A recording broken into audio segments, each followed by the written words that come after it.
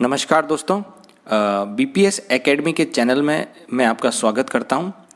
BPS academy basically एक vocational courses करवाने का सेंटर है। यहां पे हम डिफरेंट टाइप के वोकेशनल कोर्सेज करवाते हैं। आज जिस टॉपिक में हम बात करने वाले हैं वो है एनटीटी और ईसीसी। बहुत सारे लोगों को एनटीटी के डिप्लोमा और ईसीसी के कोर्सेज के बारे में कन्फ्यूज़न है, उनकी बहुत सारी क्वेरीज रहती हैं कि इन दोनों में डिफरेंस क्या है और क्या होता है। तो इन्हीं सारी चीज़ों के बारे में आज हम बात करेंगे। शॉर्ट फॉर्म में अगर मैं बोलूँ तो एनटीटी बेसिकली एक डिप्लोमा कोर्स होता है जिसका फुल फॉर्म होता है नर्सरी टीचर ट्रेनिंग, और ईसीसी एक कोर्स कैरिकुलम है या एक सिलेबस है। तो एनटीटी के अंदर ईसीसी के कैरिकुलम से पढ़ाया जा सकता है। तो एनटीटी एक डिप्लोमा कोर्स है और ईसीसी एक कोर्स कैरिकुलम है या एक प्रोग्राम है। तो आइए शुरू करते हैं आज का वीडियो। चलिए, तो सबसे पहले हम समझते हैं ये एनटीटी क्या है। एनटीटी का फुल फॉर्म होता है नर्सरी टीचर ट्रेनिंग और ये एक डिप्लोमा प्रोग्राम है। इसका एम ये है कि ऐसे टीचर्स तैयार किए जाएं जो नर्सरी या प्ले ग्रुप हम बोल सकते हैं या प्री प्राइमरी के जो बच्चे होते हैं उनको अच्छे से पढ़ाए और उनको आने वाली एजुकेशन के लिए या फॉर्मल एजुकेशन के लिए ट्रेंड करें। एनटीटी के जो स्टूडेंट्स होते हैं या एनटीटी के जो टीचर्स होते हैं उनको मेजरली इन एरियाज़ में तैयार किया जाता है, जैसे कि चाइल्ड एजुकेशन। उनको चाइल्ड एजुकेशन की पूरी नॉलेज दी जाती है, उनको ये समझाया जाता है कि चाइल्ड एजुकेशन क्या है और ये कैसे वर्क करता है। इस कोर्स के अंदर उनको टीचिंग मैथोडोलॉजीज़ के बारे में भी सिखाया जाता है कि पढ़ाई करने के अलग अलग तरीके कौन से हैं, हम किन किन तरीक़ों से हम बच्चों को पढ़ा सकते हैं। उनको नर्सरी लेवल के सब्जेक्ट्स की नॉलेज दी जाती है कि नर्सरी लेवल तक के बच्चों के सब्जेक्ट क्या होते हैं और किस तरह से होते हैं। उनके कम्युनिकेशन के ऊपर भी बहुत वर्क किया जाता है, उनकी कम्युनिकेशन स्किल को इम्प्रूव किया जाता है कि पढ़ाने के अंदर, क्योंकि कम्युनिकेशन स्किल बहुत इंपॉर्टेंट रोल प्ले करती है। उनको चाइल्ड साइकोलॉजी की नॉलेज दी जाती है, उनको एजुकेशन साइकोलॉजी की नॉलेज दी जाती है। ये सारी चीज़ें हैं जो हमें एनटीटी टीचर्स की ट्रेनिंग के प्रोग्राम के दौरान उनको सिखाई जाती है। अब एनटीटी टीचर्स जो होते हैं वो बेसिकली बच्चों को फॉर्मल एजुकेशन के लिए तैयार करते हैं। यहाँ पे फॉर्मल एजुकेशन का मतलब ये है कि बच्चे जब फर्स्ट सेकंड थर्ड में जाएंगे तब उनको एक फॉर्मल तरीके से पढ़ना पड़ेगा। क्लास में सीटिंग कैसे होती है, होमवर्क क्या होता है, बुक्स को कैसे कैरी करना होता है, ये सारी जो फॉर्मल एजुकेशन होती है, इस फॉर्मल एजुकेशन के लिए बच्चों को तैयार करने की जो जिम्मेदारी होती है वो एनटीटी टीचर्स की होती है। ये जो टीचर्स हैं इनका मेन रोल जो होता है वो ये होता है कि बच्चों का कैरेक्टर बनाएं, बच्चों के चरित्र का निर्माण करें, उनके अंदर मॉरल्स को बिल्डअप करें, उनकी हैबिट्स को सुधारें, क्योंकि यही चीज़ें सारी चीज़ें आगे जाके उनके फॉर्मल एजुकेशन के अंदर बहुत ज़्यादा काम आने वाली है। इन एनटीटी टीचर्स के अंदर बहुत ज़्यादा ज़रूरी है कि उनकी कम्युनिकेशन स्किल बहुत अच्छी हो। अगर उनकी कम्युनिकेशन स्किल अच्छी नहीं होगी, वो अच्छे से बात नहीं कर पाएंगे, अपने आप को अच्छे से प्रेजेंट नहीं कर पाएंगे, तो उनका बच्चों को पढ़ाना, बच्चों को समझाना बहुत मुश्किल है। तो कम्युनिकेशन स्किल इस प्रोफेशन की बहुत इम्पोर्टेंट चीज़ है जो होनी ही चाहिए। दूसरी बात, अर्ली चाइल्डहुड की जब हम बात करते हैं तो अर्ली चाइल्डहुड मतलब होता है प्रेगनेंसी से लगाकर 6 साल तक की आयु को, हम जो बच्चा जब तक होता है उसको हम अर्ली चाइल्डहुड कहते हैं। इसको बोलते हैं prenatal stage to 6 years of age. ये पूरी एज जो होती है 6 साल तक की, ये पूरी अर्ली चाइल्डहुड में कंसिडर होती है। और अर्ली चाइल्डहुड जो पीरियड होता है ये बच्चों की ग्रोथ और डेवलपमेंट के लिए बहुत इंपॉर्टेंट पीरियड होता है और इसीलिए इसको अर्ली स्टेज भी कहा जाता है। अब जब हम अर्ली चाइल्डहुड स्टेजेस की बात करते हैं तो अर्ली चाइल्डहुड स्टेजेस में 3 स्टेजेस होती है। सबसे पहले प्रेगनेंसी से प्रीनेटल तक, यानी प्रेगनेंसी से जन्म होने तक। फिर होता है 0 से 3 साल तक की स्टेज को हम दूसरी स्टेज कहते हैं, और 3 से 6 साल तक की स्टेज को हम तीसरी स्टेज कहते हैं। तो इस तरह से अर्ली चाइल्डहुड की 3 स्टेजेस होती हैं। अब आता है early childhood care and education, ECC. अब हमने बहुत सुना होगा, तो ये ईसीसी जो है ये एक नया कंसेप्ट है, एक इमर्जिंग कंसेप्ट है और ये बच्चों के डेवलपमेंट के लिए एक बहुत इंपॉर्टेंट रोल प्ले करता है। ये आने वाले टाइम पीरियड में इसकी बहुत ज़्यादा इंपॉर्टेंस बढ़ने वाली है। ये सारा वर्क करता है कि बच्चों के जो अर्ली एज है, जो फर्स्ट ईयर ऑफ लाइफ है या अर्ली उसके जो शुरुआत के कुछ साल हैं, उनको हम कैसे अच्छे से डेवलप कर सकते हैं, कैसे उनमें बच्चों को अच्छे से विकास हो सकता है और कैसे इन अर्ली ईयर्स को हम बच्चे के लिए बहुत बेनिफिशियल बना सकते हैं। ईसीसी का फुल फॉर्म होता है early childhood care and education. ये एक गवर्नमेंट ऑफ इंडिया का प्रोग्राम है जो चलता है ministry of women and child development, बाल विकास मंत्रालय के अंतर्गत ये प्रोग्राम चलता है। और इस प्रोग्राम का जो मेन उद्देश्य है वो ये है कि बच्चों के जीवन में एक पॉजिटिव इम्पैक्ट कैसे लाया जा सकता है। और ये जो कैरिकुलम है, ये जो कोर्स कैरिकुलम है, ईसीसी एक कोर्स कैरिकुलम है, एक तरह का कोर्स का प्रोग्राम है जो इस तरह से डिज़ाइन किया गया है कि बच्चों के 6 साल तक की आयु को गवर्नमेंट के हिसाब से, गवर्नमेंट की नज़रों में उसको कैसे डेवलप किया जा सकता है, गवर्नमेंट ने उसकी जो पॉजिटिव चीज़ें सोची है उसके हिसाब से हम बच्चों को कैसे कर सकते हैं। अब इसको गवर्नमेंट की जो पॉलिसी है उसका नाम है national early childhood care education policy. तो इस पॉलिसी के अंतर्गत ये प्रोग्राम चलता है ईसीसी का। जो फर्स्ट 6 साल होता है, जैसा कि मैंने आपको बताया पहले, जो 6 साल होता है बच्चे की लाइफ के लिए बहुत इंपॉर्टेंट होता है और ह्यूमन लाइफ के लिए भी बहुत इंपॉर्टेंट होता है, क्योंकि इस पीरियड के दौरान ये जो 6 साल होते हैं इस समय बच्चों का मानसिक विकास बहुत रैपिड तरीके से होता है दूसरे आयु के दूसरे स्टेजेस के कंपैरिजन में। इस एज के अंदर बच्चों का ब्रेन डेवलपमेंट सबसे ज़्यादा होता है। और ये मैं नहीं कह रहा हूँ, ये ग्लोबल ब्रेन रिसर्च ने कहा है कि अर्ली जो ईयर्स होते हैं बच्चों के, जो 5-6 साल होता है, उसमें ब्रेन का डेवलपमेंट सबसे ज़्यादा और सबसे तेज़ होता है। तो ये जो ईसीसी का फ्रेमवर्क है, इसका काम भी यही है कि ये बच्चों के जो अर्ली ईयर्स है उसके अंदर क्वालिटी प्रोवाइड करे, बच्चों को अच्छी एजुकेशन प्रोवाइड करे, उनको अच्छी गाइडेंस दे और उनको अच्छी एजुकेशन प्रैक्टिसेस में डाले, उनको पढ़ाने का सही तरीके मिले। तो इस ईसीसी का भी यही उद्देश्य है। ये फ्रेमवर्क जो है ये ऑल ओवर इंडिया इस तरह से वर्क करता है कि टीचर्स को भी गाइडेंस मिले कि बच्चों को कैसे पढ़ाना है, और गवर्नमेंट और टीचर्स का जो नज़रिया है वो एक होकर वर्क करे ताकि बच्चों का सही विकास हो सके। ऐसा नहीं होना चाहिए कि गवर्नमेंट बच्चों के लिए कुछ और सोच रही है, गवर्नमेंट के दिमाग में बच्चों के डेवलपमेंट को लेकर कुछ और है और बच्चे या स्कूल्स वगैरह कुछ और पैटर्न से बच्चों को डेवलप करने की सोच रही है।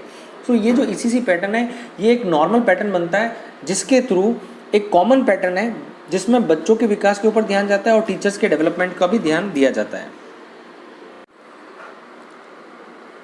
अब नेक्स्ट चीज़ जो आती है वो ये आती है कि ईसीसी प्रोग्राम के उद्देश्य क्या हैं, क्या ऑब्जेक्टिव्स हैं इस प्रोग्राम के और क्या सोच के गवर्नमेंट ने इस प्रोग्राम को डिज़ाइन किया है।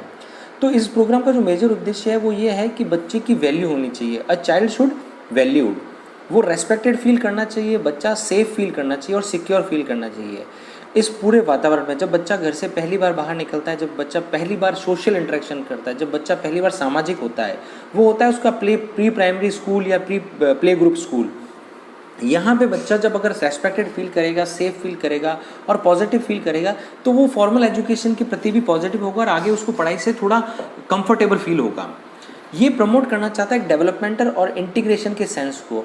यहाँ पे बच्चे के विकास का बहुत इंपॉर्टेंट दी गई है ईसीसी के। ये बहुत ही सबसे इम्पॉर्टेंट ऑब्जेक्टिव है बच्चे का विकास, और वो भी हम बोलते हैं पॉजिटिव विकास। इसमें बच्चे के सोशल स्किल्स को भी इम्पोर्टेंस दी गई है कि बच्चे के सोशल स्किल भी इम्प्रूव हों, उसके जो सामाजिक स्किल्स हैं वो इम्प्रूव हों, उसमें सोशल कॉम्पिटेंसी आए, वो सामाजिक हो और दूसरे लोगों से मिलने जुलने में हिचके ना।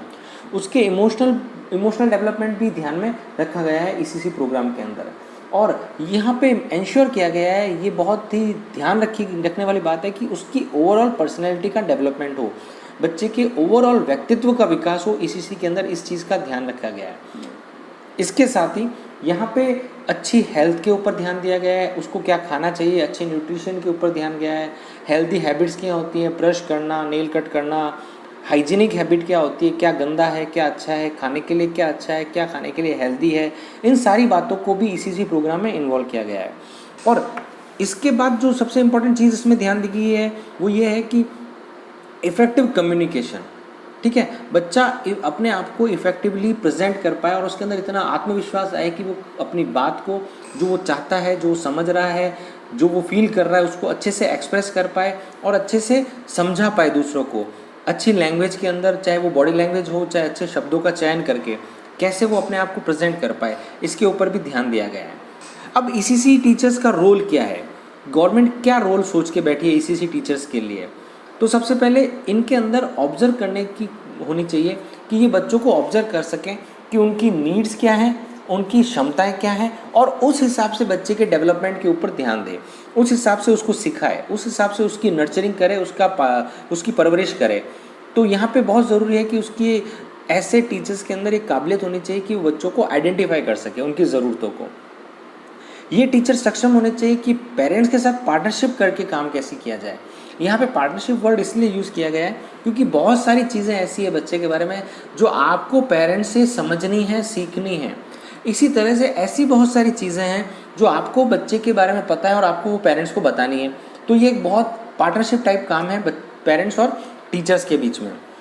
यहाँ पे फोकस किया गया है इंडिविजुअल ग्रोथ के ऊपर, क्योंकि हर बच्चा स्पेशल होता है, हर बच्चे के अंदर कुछ ना कुछ स्पेशल क्वालिटी है। तो ईसीसी टीचर्स को पता होना चाहिए कि उस बच्चे के अंदर क्या क्वालिटी है और उसकी क्वालिटीज़ को ध्यान में रखते हुए उसकी ग्रोथ के ऊपर और प्रोग्रेस के ऊपर नज़र रखी जाए। यहाँ पे एक करिकुलम जो ईसीसी ने डिज़ाइन किया है, जो सिलेबस गवर्नमेंट ने डिज़ाइन किया है, उसको भी ध्यान में रखते हुए पढ़ाना है कि क्या इस एज के बच्चे को कितना पढ़ाना है, क्या नॉलेज देनी ज़रूरी है और कितना उसको समझाना है। तो ये रोल हो गया। दूसरी बात, उसकी नर्चरिंग के ऊपर भी ध्यान देना है कि उसकी जो नर्चरिंग हो रही है, उसकी परवरिश जो हो रही है वो ठीक हो रही है नहीं हो रही है, बच्चे की उसको कोई प्रॉब्लम तो नहीं है, और कैसे हम बच्चे के साथ पॉजिटिव रिलेशन बना सकें। ये टीचर का बहुत इंपॉर्टेंट रोल है कि बच्चे के साथ एक पॉजिटिव रिलेशनशिप बना के रखे, एक पॉजिटिव संबंध बनाए जिससे बच्चा कंफर्टेबल फील करे और अपनी बात को आराम से कहे। यहाँ पे टीचर का जो वर्बल कम्युनिकेशन होता है उसके ऊपर भी बहुत ध्यान दिया गया है, क्योंकि उसको वर्बली बच्चे को काम करना है और रेस्पेक्टफुल और फ्रेंडली मैनर से बच्चे को डील करना है। बच्चे को डांटना नहीं है, मारना नहीं है, बहुत फ्रेंडली और फैमिली एटमॉस्फेयर में उसको डेवलप करना है। यहाँ पे बच्चे का सोशल एनवायरनमेंट, बच्चा पहली बार घर से बाहर निकला और सोशल एनवायरनमेंट में आया है, तो यहाँ पे बच्चे को रेस्पेक्ट भी मिलनी चाहिए और बच्चा कंफर्टेबल भी फील करना चाहिए। अब ईसीसी टीचर्स जो होते हैं या ईसीसी जो ट्रेनर्स होते हैं उनके अंदर क्या क्वालिटीज़ होनी चाहिए? तो सबसे पहले उनके अंदर पेशेंस होना चाहिए, क्योंकि अगर उनके अंदर पेशेंस नहीं होगा तो वो किसी भी तरह से बच्चों को ढंग से डील नहीं कर पाएंगे, क्योंकि वो बहुत छोटे बच्चों के साथ डील करने वाले हैं जिनको इतनी समझ नहीं है। तो यहाँ पे पेशेंस होना बहुत ज़रूरी है। सेकंड, उनके अंदर एनर्जी और एंथुजियाज्म तो होना ही चाहिए। अगर टीचर में ही ऊर्जा की कमी होगी तो वो बच्चों को क्या पढ़ाएगा और क्या उसको आगे पास ऑन करेगा। यहाँ पे टीचर की एक बहुत इंपॉर्टेंट क्वालिटी और है कि उनके अंदर पैशन होना चाहिए पढ़ाने के प्रति। टीचर्स को पढ़ाने के लिए बहुत उत्साह होना चाहिए और पैशन होना चाहिए कि yes they want to be a teacher. Teaching से प्यार होना चाहिए। जैसा कि मैंने बताया था कि गुड कम्युनिकेशन स्किल तो बहुत ज़्यादा ज़रूरी है टीचर्स के अंदर, एंटी टीचर्स के अंदर। देन होता है आई फॉर डिटेल, कि छोटी छोटी चीज़ों को लेकर, डिटेलिंग को लेकर हम टीचर्स पकड़ पाए कि क्या बच्चे के अंदर क्वालिटी है, बच्चा क्या चाह रहा है। ये डिटेलिंग जो है वो टीचर्स को समझ में आनी चाहिए। इसको हम बोलते हैं आई फॉर डिटेल। देन उसका बहुत फ्रेंडली एटीट्यूड होना चाहिए टीचर्स का, ताकि बच्चा आपके साथ कंफर्टेबल फील करें। चलिए, इसके बाद हम थोड़ा सा एनटीटी डिप्लोमा करने की क्वालिफिकेशन वगैरह के बारे में बात कर लेते हैं। तो ये 1 साल का डिप्लोमा है और इसकी क्वालिफिकेशन जो है वो 10th पास और 12th पास होती है। अगर 2 साल का करना है तो 12th पास चाहिएगा और 1 साल का करना है तो 10th पास चाहिएगा। इसका एडमिशन प्रोसेस जो है वो है रजिस्ट्रेशन फ्रॉम इंस्टीट्यूशन। आप जिस भी इंस्टीट्यूशन में करना चाहते हैं उसके अंदर थ्रू रजिस्ट्रेशन कर सकते हैं। इसकी कोर्स फी जो है वो वेरी करती है 10,000 से लगाकर 25,000 के बीच में। अब एनटीटी टीचर्स को जो सैलरी मिलती है वो 2 लाख से 3 लाख के बीच में होती है। अब आपकी जॉब कहाँ लगेगी? अगर आप एनटीटी डिप्लोमा करते हैं तो आपकी जॉब स्कूल्स में लग सकती है, एजुकेशन इंस्टीट्यूट्स में लग सकती है, प्ले स्कूल्स में लगती है, डे केयर में लग सकती है, आंगनबाड़ी में लग सकती है। ये सारी जगह है जहाँ आपकी जॉब लग सकती है। और वहाँ पे आप किस पोस्ट पे काम करेंगे या किस पोजीशन पे काम करेंगे, तो वो है नर्सरी टीचर के तौर पे आप काम करेंगे, असिस्टेंट टीचर के तौर पे काम कर सकते हैं या फिर मदर टीचर के तौर पे काम कर सकते हैं। अब इस कोर्स के जो पेपर्स हैं हम उनके बारे में बात करते हैं। ये कोर्स डिवाइडेड है 2 पार्ट के अंदर, थ्योरी एंड प्रैक्टिकल। थ्योरी के अंदर बेसिकली 7 पेपर्स हैं।